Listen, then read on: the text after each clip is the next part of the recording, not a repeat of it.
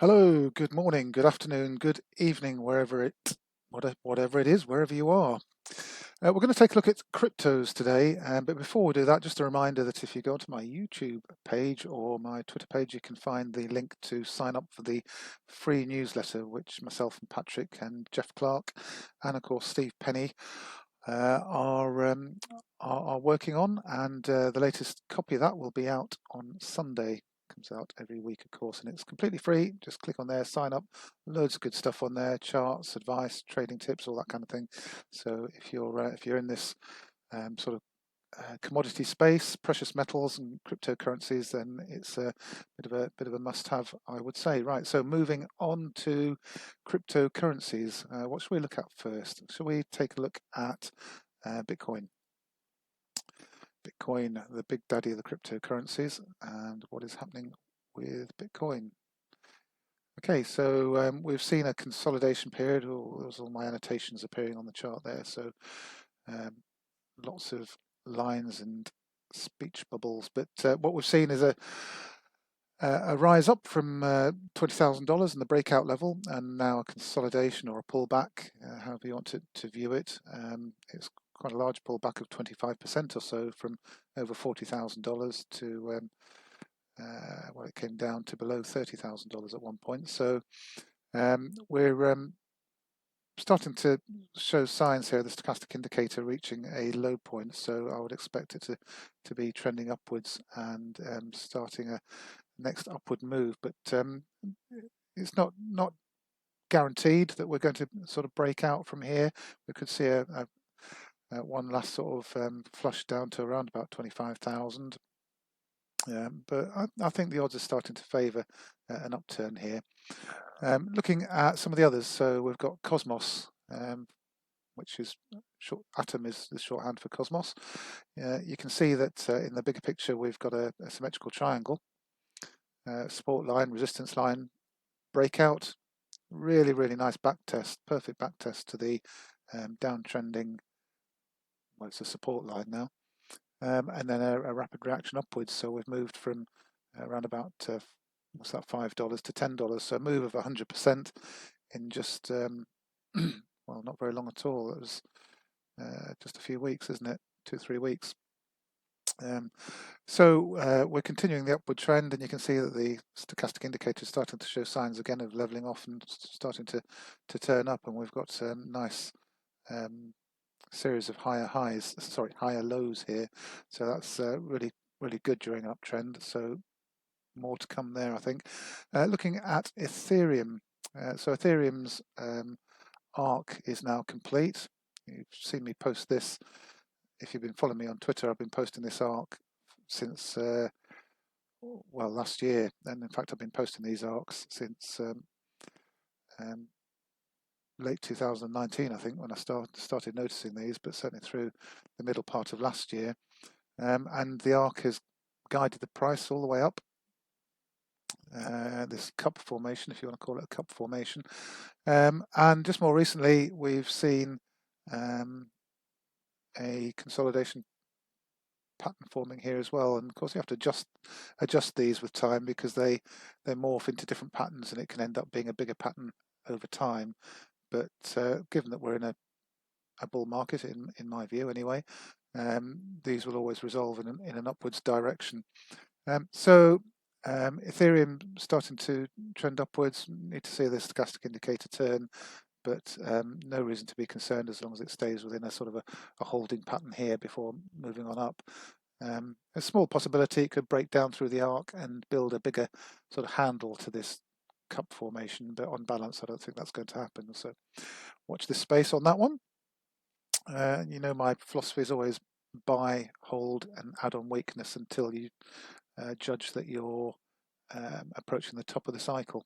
I find it less stressful than repeatedly trading, although I do make some small exceptions to that, which I'll talk about in a moment.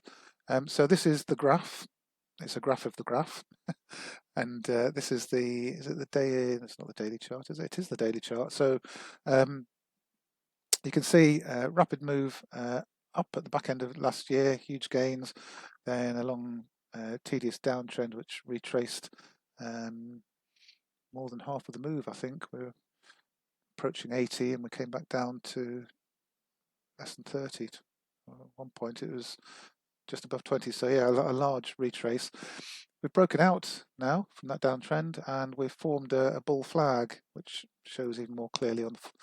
Before I go on to the 4-hourly chart, you can see that the stochastic indicator here on the daily chart is just about to experience a bull cross. So I think we're going to see some rapid upside gains on this. And looking at the 4-hour chart as well, you can see that stochastic indicator is moving into the high zone where you do tend to get good upside moves. And I think it was on the hourly chart where, yeah, here we go. So on the hourly chart, you can see the higher lows on the stochastic indicator, which is in stark contrast to the lower lows that we saw at the back end of last year, which was warning us that we were going to see a more significant downtrend, which I don't know why that arrow suddenly appeared. I'll get rid of that, which is exactly what happens. So we're broken out, we've been in a bull flag, and in my view, we're about to see an upside breakout. So time to get positioned in the graph. Chainlink. This is one that I'm invested in at the moment, and I'll explain why shortly. It's also been guided up by an arc formation, and we've formed a bullish expanding wedge. It's a wedge because it's wedged at the left-hand side and expanding at the right-hand side. Some people call it a megaphone pattern as well, as I've mentioned before. So we broke out and we've again had a perfect back test, and off we go with a series of rallies, pullbacks, and I expect that to continue until we reach the target of the megaphone pattern, and that happens to be somewhere up around $31, give or take a dollar, I would say. So some distance to go on that, and that's not final target, of course. That's just the next target before we see another consolidation period and then further upside moves. Litecoin, how's Litecoin doing? Wait for the chart to load. So again, we're in an arc formation. I'll zoom out and show you the arc. Put it onto the 5-year view. I think is always the best way of looking at it. So here we go. And I've posted this on Twitter a few times. So that's the large arc formation taking us back to over $400. We've formed a couple of smaller arcs within the large arc, and the bottom of the arc is what gives us our ultimate support level if we experience a plunge. So if we were to plunge at the moment, support would be around $80.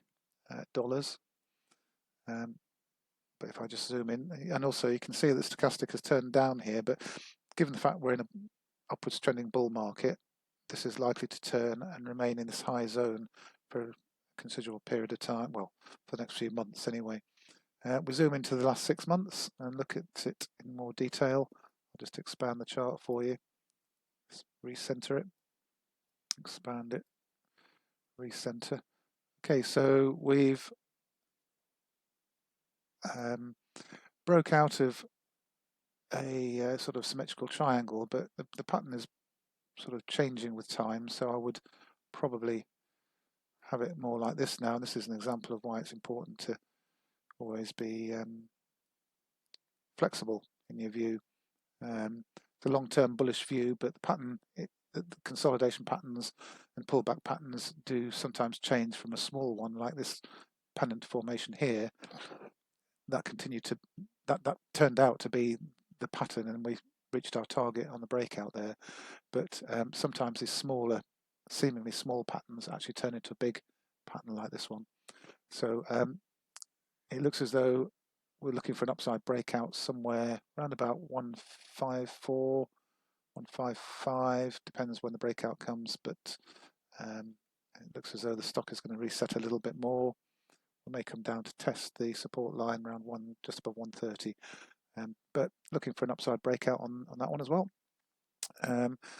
And Stellar Lumens XLM, again another one that's in a bull flag for pattern. It looks a bit messy on the hourly and 2 hourly charts, but if I put this into the daily chart, you'll see why I've drawn the support and resistance lines as I have there. Just expand the pattern.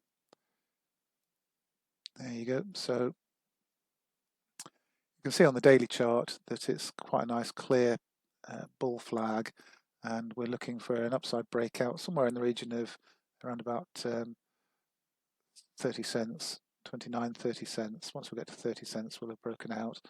And looking for, well, to measure the target, you've got 13 cents at the bottom. You've got around about, call it 30, it's more than 33, but call it 33 because it makes the maths easy.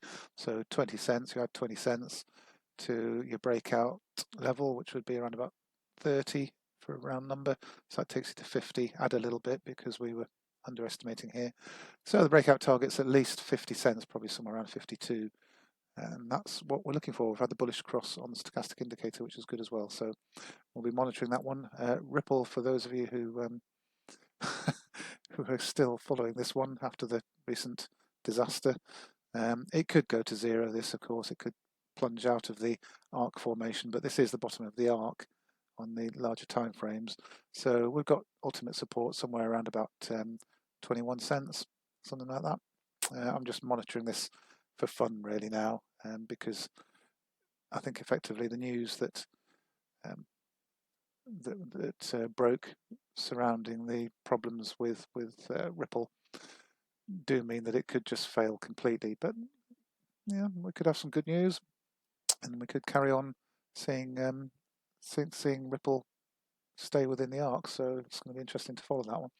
Okay, so what I really wanted to show you is the ratio charts. So if I show you this chart, which I posted earlier on Twitter, this shows you why I scaled out of Bitcoin just recently. A week or so ago, I posted that I had a little bit of a bad feeling about the cryptocurrencies, and I thought they were going to continue to correct some more. And of course, they did go on to do that.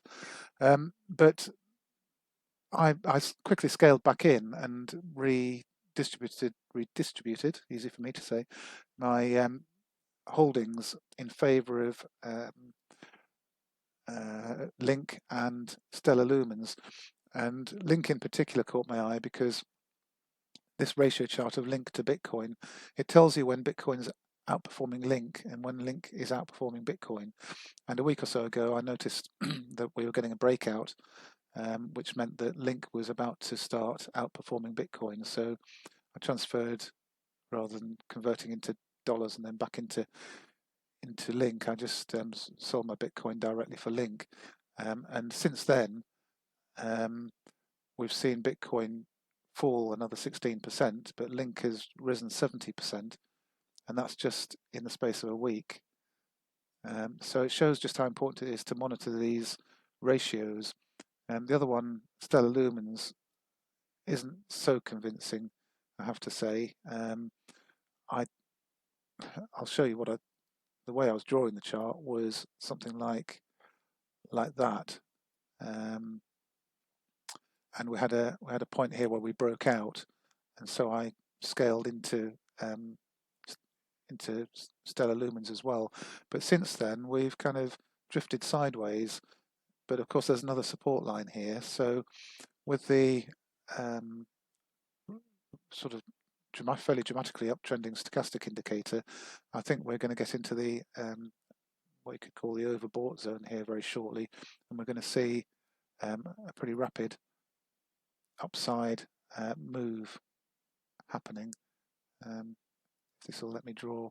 So I think we're going to see something like this over the next few days. I could be wrong, of course, but the charts are supportive of this, and the evidence supports it. So, and really, the rule is that as long as you get these ratio charts, you just go onto TradingView.com and type in, XLM BTC for the Lumens Bitcoin ratio, or ETH BTC, or GRT BTC, whatever it is you're wanting to look at. And it's the ratio of XLM to Bitcoin, and when it's rising, XLM is doing better, and when it's falling, as it is here, then Bitcoin's doing better. It's very simple. If these numbers here are positive and green, then you don't want to be in Bitcoin. You want to be in these cryptocurrencies.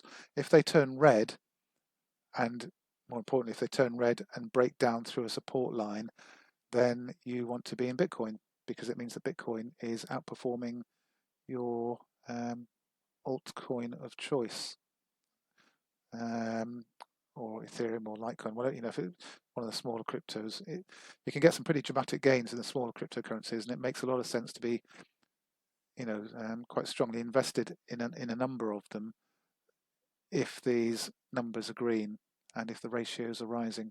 You can increase your gains in cryptocurrencies enormously by doing that, and it's so quick and easy to do. It doesn't cost you very much. Charges of changing from one currency to another are minimal compared to the huge gains that you can make by switching from one to another as the ratios change. Okay, so that's really what I wanted to say. So I hope all you cryptocurrency fans out there enjoyed that. Just leave comments, let me know if there's anything else that you want me to cover. I know there are so many cryptocurrencies, I can't really cover them all, but I'll try and cover the ones that I get the most requests for. Thanks again for watching and listening. Speak to you again soon. Bye.